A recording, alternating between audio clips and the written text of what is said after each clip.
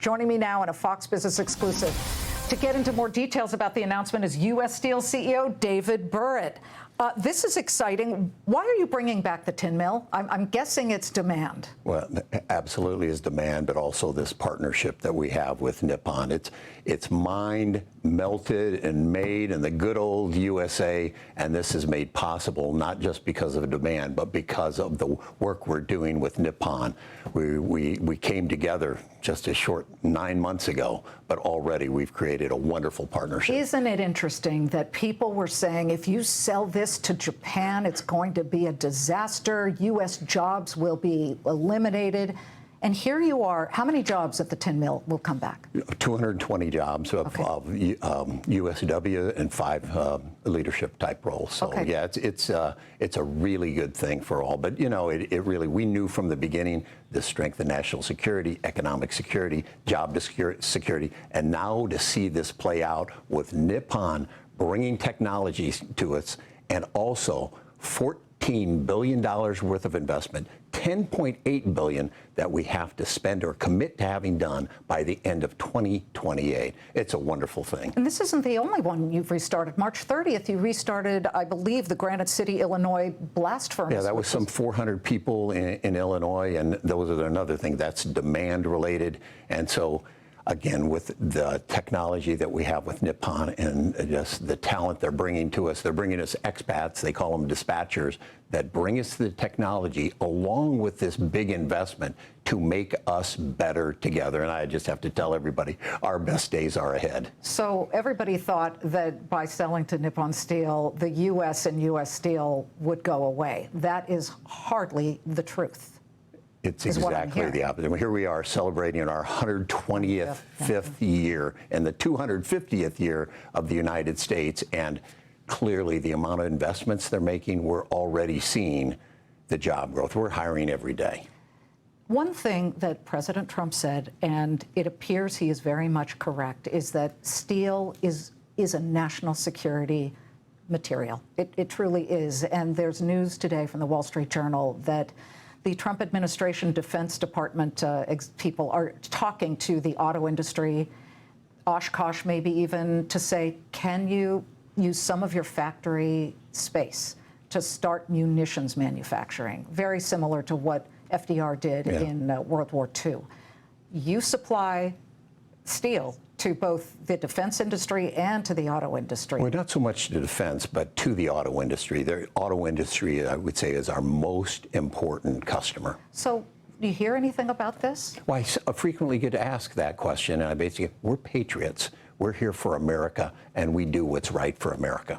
And one of the things that you feel was right for America was something that you agreed to speaking in the Oval Office with President Trump, and that was to give the United States, as you sold it to Nippon Steel, a so-called golden share where they could actually have a say in what goes on at the company, and they would also appoint a board member. How has the administration positively affected the company? I think the tone that they've set with this, and also the Golden Chair director that we have, he's very bright, very engaged, looking for opportunities for America. And of course, with the name United States, that means great opportunities for us. So from the very beginning, once this overcame the CFIUS hurdles and we got through the negotiations with President Trump and the master negotiator he is, of course, with Commerce Secretary Howard Lutnick, we got a good deal, not just for the United States, but also for U.S. Steel and also for Nippon. So it is a win-win-win. And there is sort of a backstop there with that golden share. David, talk to me about how often you see your rank and file, the union members. I would say I talk with them frequently. I have some of the local union leaders on speed dial. I just talked with Roxanne Brown, who's the new leader of the USW, and I can say I've had more positive conversations and conversations in general than what I did with the previous leadership. She's the real deal. She loves the workers. She was telling me her nickname is the Velvet Hammer, and I believe it. She is very special, and I look forward to building a stronger, even stronger relationship with her. The tariffs, of course, 50% tariffs are still in place on imported steel and aluminum. that are obviously foreign.